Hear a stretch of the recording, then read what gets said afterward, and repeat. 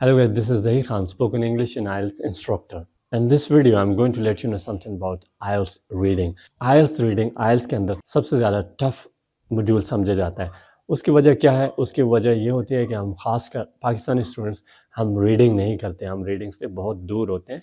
Reading करने से हमें एलर्जी है, मौत पड़ती है, तो इसलिए जो है आइल्स रीडिंग हमारे लिए बहुत ज़्यादा टफ होती है। इस वीडियो के अंदर मैं आपको आइल्स रीडिंग के हवाले से काफ़ी टिप्स बता रहा हूँ। If you practise them I make sure you will increase your IELTS reading band score. सबसे पहली जो मेरी टिप है, शायद वो आपको किसी ने बताई हो, वो ये है आप जब कुछ रीड करते हैं आपने उसको अपने दिमाग में रीड नहीं करना। हम कैसे रीडिंग करते हैं? For example they play cricket, हम जब उसको रीड कर रहे होते हैं तो इस चीज़ को हम अपने दिमाग के अंदर रीड कर रहे होते हैं ना। मेरा मतलब ये है कि आपने ये जो वर्ड है प्ले, इसको रीड नहीं करना, इसका एक्शन दिमाग में लाना है। वो खेलना, ठीक है, वो वाली हरकत दिमाग में लानी है, उस खेलने की पिक्चर दिमाग में लानी है, उस क्रिकेट की पिक्चर दिमाग में लानी है। अब फॉर एग्जांपल एक वर्ड है वर्स्ट सर्कमस्टांसेस। अब वर्स्ट सर्कमस्टांसेस हमने दिमाग में नहीं पढ़ना, वो जो सर्कमस्टांसेस होते हैं, वो बुरे हालात, उनकी पिक्चर हमने दिमाग में लानी है। अगर हम वो पिक्चर दिमाग में रखेंगे, वैसा सोचेंगे, उन एक्शंस को, जिस तरह वो फिल्म के एक्शन चल रहे होते हैं ना, हम वर्ड्स पे कम कंसंट्रेट करते हैं बल्कि हम उन एक्शंस पे ज़्यादा कंसंट्रेट करते हैं। तो हमने इसको ऐसे रीड करना है, वो जो वर्ड पढ़ेंगे उसके एक्शन माइंड में रखें तो हम बेहतर तरीके से उसको अंडरस्टैंड कर पाएंगे और लंबे टाइम के लिए उसको याद रख पाएंगे। लेकिन खाली हमने वर्ड रीड करके पीछे गए टेक्स्ट के अंदर तो हम भूल जाते हैं हमने क्या पढ़ा था। अगर आपको उस एक्शन के बारे में मालूम हुआ, ठीक है, उस एक्शन की पिक्चर आपके दिमाग में हुई, तो फिर आप नहीं भूलेंगे, आपको याद रहेगा। रीडिंग तो करनी है लेकिन साथ में उसकी पिक्चर, उस एक्शन की पिक्चर अपने दिमाग में रखनी है। तो इस तरह आपके दिमाग में चीज़ें ज़्यादा देर रहेंगी, ज़्यादा बेहतर तरीके से आप समझ पाएंगे। अच्छा, नेक्स्ट टिप जो है, अंडरस्टैंड द फॉर्मेट। आपने फॉर्मेट को समझना है कि आइल्स का टेस्ट कैसे होता है। इसके अंदर 3 पैसेज होते हैं, एंड में क्वेश्चंस होते हैं, किस टाइप के क्वेश्चन होते हैं, आपने उन चीज़ों को समझना है और उनको कैसे कैसे करना है, ये चीज़ें आपने प्रॉपर तरीके से समझनी है। अगर नहीं समझेंगे तो वहाँ पे टेस्ट करना it will be very hard, बहुत ज़्यादा मुश्किल हो जाता है। जब आपको ये पता होगा ये वाले क्वेश्चन सीक्वेंस में होते हैं, ये वाले क्वेश्चन सीक्वेंस में नहीं होते, कौन से क्वेश्चंस पे मेरा अच्छा ग्रिप है वो मुझे पहले करने चाहिए, कौन से क्वेश्चंस पे मेरा ग्रिप अच्छा नहीं है वो मुझे बाद में करने चाहिए, ठीक है। तो जब ये चीज़ें आप समझेंगे तो फिर टेस्ट थोड़ा इजी होगा। नेक्स्ट टिप है टाइम मैनेजमेंट। आपने टाइम को मैनेज करना है। ये नहीं सारा टाइम आपने एक ही पैसेज को दे देना है या एक ही क्वेश्चन को दे देना है, नहीं, आपने टाइम मैनेज करना है। फॉर एग्जांपल आपके पास 3 पैसेज हैं, तो पहले पैसेज पे आपने कितने मिनट लगाने हैं, दूसरे पे कितने लगाने हैं, तीसरे पे कितने लगाने हैं। अगर एक नॉर्मल गैस हो तो पहले में भी 20, दूसरे में भी 20, तीसरे में भी 20। बट होता ही है कि जो पहला टेक्स्ट होता है वो थोड़ा इजी होता है, आपने थोड़ा कम टाइम लगाना है। अगर पॉसिबल है तो आप उसको 17 मिनट तक कर लें। दूसरा जो टेक्स्ट होता है वो उससे थोड़ा सा हार्ड होता है, तो कोशिश करें आप उसको 20 मिनट तक कर लें। तीसरा उससे भी मुश्किल होता है, तो उसके लिए थोड़ा सा टाइम आपके लिए ज़्यादा बच जाता है। तो इस तरह टाइम मैनेज करें। टाइम कैसे मैनेज होगा? अगर आप डेली बेसिस पे प्रैक्टिस करते रहेंगे तभी टाइम मैनेज होगा, अदरवाइज़ फर्स्ट टाइम जाके बैठेंगे तो टाइम बिल्कुल भी मैनेज नहीं होगा, तो फिर देखते ही देखते चीज़ें निकल जाएंगी। नेक्स्ट स्टेप है स्किम और स्कैन। आपने स्किमिंग और स्कैनिंग करनी है, यानी कि जो भी क्वेश्चन है आप पीछे पैसेज में जाएंगे, आप उसको स्किम करेंगे, मतलब आप तेज़ी से रीड करेंगे ताकि आपको उसका ओवरऑल आइडिया हो जाए कि इस पैराग्राफ में क्या बात हो रही है। फिर आपने स्कैन करना है, वो जो एग्जैक्ट क्वेश्चन आपसे पूछा गया है उसके सिनोनिम्स रख के आपने स्कैन करना है, वो एग्जैक्ट इन्फॉर्मेशन आपने पैसेज के अंदर ढूंढनी है। नेक्स्ट स्टेप है रीड इंस्ट्रक्शन केयरफुली। आपने इंस्ट्रक्शन को गौर से पढ़ना है। आपसे ये कितने वर्ड्स मांग रहा है, ये ना हो कि वो एक वर्ड मांग रहा हो और आपने 2 लिखे हुए हो, it will B marked incorrect, ठीक है। तो सबसे पहले क्या करना है, इंस्ट्रक्शन पढ़ लेनी है कि वो आपसे कितने वर्ड मांग रहा है, नो मोर देन 1 वर्ड या नो मोर देन 2 वर्ड्स या no more than 3 words. Instructions को फॉलो करना है। अगर नहीं फॉलो करेंगे तो वो फिर आपको भी फॉलो नहीं करेंगे। So read the instructions first. Next step है प्रोडिक्ट आंसर्स। आंसर्स को आपने प्रिडिक्ट करना है, प्रिडिक्शन करनी है।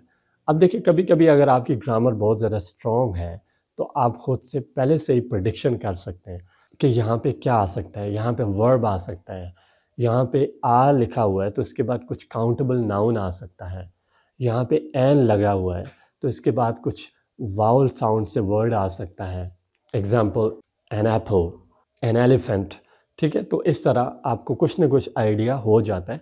यहाँ पे एडजेक्टिव आएगा, यहाँ पे वर्ब आएगा, यहाँ पे नाउन आएगा, क्या आ सकता है। ठीक है, तो वो पहले से आप कुछ प्रेडिक्शन करें, कुछ वहाँ पे अगर प्रपोजिशन लगा हुआ है तो इसके बाद क्या आ सकता है, तो इस तरह आपने क्या करनी है, प्रेडिक्शन करनी है। Next, highlight the important information. जो चीज़ आपको इम्पॉर्टेंट लग रही है उसको आपने हाईलाइट कर लेना है, अंडरलाइन कर लेना है, ताकि आपको चीज़ें ढूंढने में आसानी हो। जिस तरह आपको कोई चीज़ पसंद आती है ना, कोई बंदा पसंद आता है तो आप जो है जल्दी से उसका नंबर नोट कर लेते हैं, तो इसी तरह यहाँ पे भी आपने जल्दी से वो वाली जो आपको चीज़ अहम लगे उसको भी अंडरलाइन कर लेना है, क्योंकि वो चीज़ क्या है, काम की है, और काम की चीज़ों को बंदा ऐसे नहीं छोड़ता। नेक्स्ट स्टेप है paraphrasing. IELTS is full of paraphrasing. IELTS सारी की सारी पैराफ्रेजिंग है। आपने जो क्वेश्चन पढ़ा वहाँ पे जो की वर्ड्स थे उनके सिनोनिम्स के बारे में सोचना है, क्योंकि आईएलटीएस आपको सेम वर्ड्स नहीं देगा, डिफरेंट देगा। फॉर एग्जांपल, अब यहाँ पे वो कहता है इजी, पीछे आप जाएं उधर लिखा होगा सिंपल। लेट्स सपोज यहाँ पे वर्ड है एडमायर, पीछे आप ढूंढेंगे उधर हो सकता है वर्ड हो प्रेज। मतलब कहने का कि वो सेम वर्ड नहीं होगा, उसका सिनोनिम होगा, यानी कि सेम मीनिंग वाले अल्फाज होंगे। तो इस पे गौर करना है। आईएलटीएस सारे का सारा ऐसा ही है। You should have good paraphrasing skills. अगर एक शख्स को पहले वर्ड की समझ नहीं आ रही तो उसको पैराफ्रेजिंग आप समझते हैं, तो उसके लिए आपने क्या करना है, इंग्लिश इम्प्रूव करनी है। उस पर मेरी बेशुमार वीडियोज़ हैं, सारे का सारा चैनल इंग्लिश से भरा हुआ है, so you can watch and you can improve your English. Next step है मैनेज एंग्जाइटी। परेशान नहीं होना, आपने अपनी एंग्जाइटी को मैनेज करना है। परेशानी के आलम में चीज़ें और टफ हो जाती हैं, लेकिन अगर आप रिलैक्स होंगे, आप अपनी एंग्जाइटी को मैनेज कर लेंगे, फिर टेस्ट इतना हार्ड नहीं होगा। अगर आप इस चीज़ को मैनेज ना कर सकें, एक तो टेस्ट हार्ड है और ऊपर से आपने इसको परेशान होके और हार्ड बना दिया, यानी कि आपने जल्दी के ऊपर तेल का काम कर दिया। तो ये काम नहीं करना, आपने रिलैक्स रहना है, टेंशन नहीं लेनी, स्ट्रेस को मैनेज करना है, गहरे गहरे सांस लेने हैं ताकि आप इससे डील कर सकें। नेक्स्ट स्टेप है चेक योर स्पेलिंग। अच्छा, बहुत बार ऐसा होता है कि स्टूडेंट्स ने आंसर ठीक लिखा होता है लेकिन स्पेलिंग की मिस्टेक होती है। अब स्पेलिंग की मिस्टेक पे आपका वो नंबर ज़ाया हो गया। अब देखिए, आपने टाइम भी लगाया, उसको ढूंढा भी, ढूंढ के लिखा भी, और लिखा भी ठीक, लेकिन स्पेलिंग मिस्टेक थी तो इस पर आपका नंबर चला गया। स्पेलिंग मिस्टेक्स का भी ख्याल रखना है। आप देख के वर्ड लिख रहे हैं, उसके बावजूद भी स्पेलिंग की मिस्टेक है, so for God sake be careful with this thing. Next step है एक्सपैंड योर वोकैबुलरी।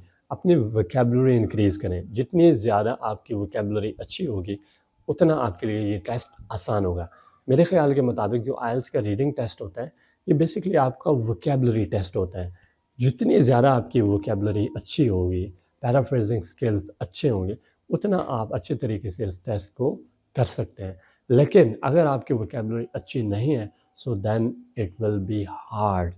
अच्छा, नेक्स्ट स्टेप है लर्न फ्रॉम योर मिस्टेक्स। अब जो आपने एक बार टेस्ट के अंदर मिस्टेक्स की, दोबारा वो मिस्टेक्स मत करें, अपनी मिस्टेक्स से सीखें। अगर आप टेस्ट रोज़ाना ही करते रहते हैं लेकिन उन मिस्टेक्स से आपने सीखा नहीं है, तो फिर वही रिज़ल्ट आएगा जो पहले था। लेकिन वो जो आपके मिस्टेक्स थे, अगर आप वहाँ पे इम्प्रूव करते हैं तो फिर आपके बैंड स्कोर बढ़ेंगे। लेकिन अगर आपने मिस्टेक्स से नहीं सीखा, सेम मिस्टेक्स रोज़ाना किए जा रहे हैं, तो फिर सेम ही रिज़ल्ट रोज़ाना आपको मिलेगा। Learn from your mistakes. Next step है स्टे फोकस्ड।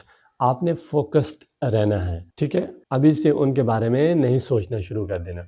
बहुत बार ऐसा होता है ना, हम ख्याली दुनिया में चले जाते हैं, सोचना शुरू कर देते हैं, पता नहीं गोरियाँ क्या कर रही होंगी, मैं कैसे जाऊँगा, कैसे जहाज़ में बैठूँगा, ये बाद में सोचना है। अभी यहाँ पे फोकस्ड रहना है, जो काम आप कर रहे हैं इस पे फोकस्ड रहें। तो जब वहाँ चले गए तो फिर वो चीज़ें फोकस कर लीजिएगा, बट अभी इस पे फोकस्ड रहें।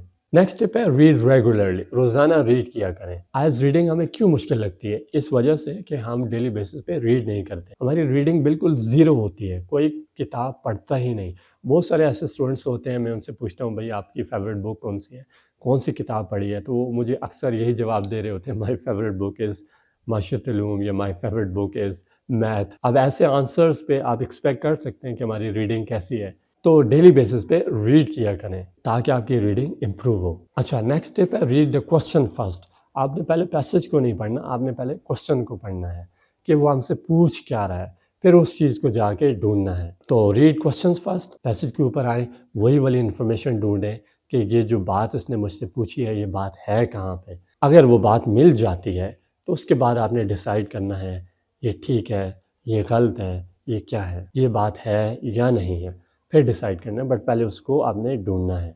अच्छा, नेक्स्ट स्टेप है इम्प्रूव रीडिंग स्पीड। आपने अपनी रीडिंग की स्पीड बढ़ानी है। अगर आप स्लो रीडर हैं, अगर आपकी स्पीड बहुत स्लो है तो आपसे काफ़ी क्वेश्चन रह जाएंगे, तो आपने रीडिंग स्पीड बढ़ानी है। अब होता क्या है, स्टूडेंट्स की रीडिंग स्पीड बहुत स्लो होती है और जो एंड में क्वेश्चन रह जाते हैं वो उनमें तुक्के लगा के आ जाते हैं, ठीक है। ऐसे ही खुद से आंखें बंद की, ये ठीक हो सकता है, ये ठीक हो सकता है, तो तुक्के नहीं लगाने, आपने रीडिंग स्पीड को इंक्रीज़ करना है ताकि आप सारे के सारे क्वेश्चन टाइम पे कर पाएँ। अगर आपकी रीडिंग स्पीड बहुत अच्छी है तो फिर कुछ टाइम आपके पास बच भी जाता है जिसमें आप वो चीज़ें जो आपने की हैं वो गो थ्रू भी कर सकते हैं, चेक भी कर सकते हैं, अपने स्पेलिंग देख सकते हैं। नेक्स्ट स्टेप है कंसिस्टेंट प्रैक्टिस। आपने डेली बेसिस पे प्रैक्टिस करनी है। ये नहीं कि आपने एग्ज़ाम से 2 दिन पहले या हफ्ता पहले प्रैक्टिस स्टार्ट की और जाके एग्ज़ाम में बैठ गए। कम से कम 2 महीने पहले आपने प्रैक्टिस स्टार्ट करनी है और डेली बेसिस पे प्रैक्टिस करनी है। रोज़ाना एक टेस्ट लाजमी करना है। अब होता यह है कि स्टूडेंट्स जो है 1 घंटा बैठ ही नहीं सकते, ठीक है। उनको टेस्ट मिल गया तो 1 घंटा उनके लिए बैठना मसला हो जाता है। कुछ ऐसे स्टूडेंट्स होते हैं वो 5 मिनट भी टेस्ट लेके नहीं बैठ सकते, तंग हो जाते हैं। तो एक बंदा जो कि बैठ ही नहीं सकता वो टेस्ट कैसे करेगा? तो इसके लिए बर्दाश्त भी चाहिए, सब्र होना चाहिए। नेक्स्ट स्टेप ये है कि ज़्यादा टाइम एक ही क्वेश्चन पे नहीं लगाना। अगर वो बोर्ड हार्ड है तो आगे चले जाएं, और भी बहुत सारे क्वेश्चन है। डोंट गेट स्टक देयर, उधर मत फंसे, उसकी तरफ बाद में आ जाइएगा। तो don't spend too much time on that question. If you come across hard, difficult, move to the next one and you can come to it later. Next step है have patience during your preparation. जब आप तैयारी करते हैं उसके दौरान आपने सब्र रखना है, बैठ के रोज़ाना टेस्ट करने हैं। ये जितने टाइम के भी टेस्ट बनते हैं आपने एक टेस्ट को रोज़ाना डेली बेसिस पे करना है और 2 महीने के बाद आप टेस्ट दें। I hope it will be better. अगर आपको लगता है आपकी इंग्लिश वीक है तो उस पर मेरी सारी की सारी वीडियोस मौजूद हैं। अगर आप अपनी इंग्लिश बेहतर बनाना चाहते हैं तो यहाँ से आपको बहुत हेल्प मिलेगी, आपके आइल्स की बैंड स्कोर ज़रूर बढ़ेंगे। I think if you follow all these instructions, all these tips and tricks, it will definitely increase your band score. Wishing you all the best for your exams.